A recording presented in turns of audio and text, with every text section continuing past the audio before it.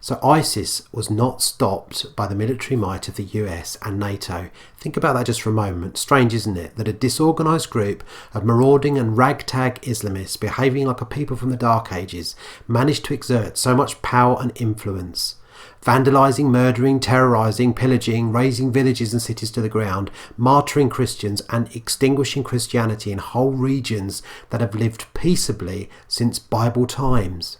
Then the Russians go in and seemingly put them to flight in a few days. So what on earth did Russia have that the US and NATO didn't? It surely begs the question, doesn't it? Well, the simple answer is, folks, that Russia wanted to remove ISIS and the US and NATO didn't. Well, not until they'd served their purpose anyway. At which point they would have been annihilated in the same way Russia appears to be doing now, with such swiftness and ease. Now, it's really important to understand a bit of background information here regarding Syria, because we don't always get to hear everything we should get to hear in the mainstream news.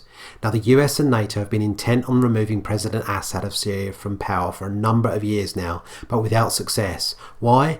Because he stands in the way of a crucial Qatari gas pipeline, one that would remove Russia as Europe's main source of energy. The reason ISIS have not been significantly halted until now, and only now by the Russians, is because the US and NATO had planned for ISIS to topple Assad for them.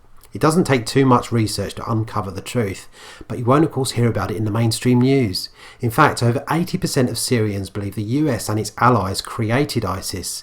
But not only Syrians believe that, uncovered Pentagon documents prove it too. The political watchdog Judicial Watch revealed the US deliberately used Al-Qaeda and other radical groups to destabilise Syria, which in turn led to the rise of ISIS.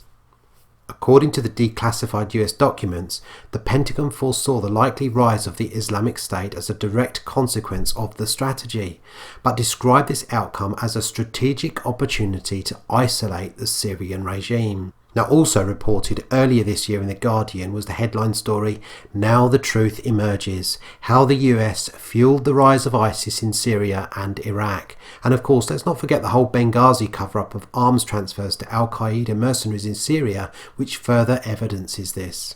But this kind of activity employed by our governments is nothing new, friends. And I gave some historical examples in my book Trumpet Blast Warning. But before we look at this, let's go now to our first song. This is Newsboys and it's Saviour of the World.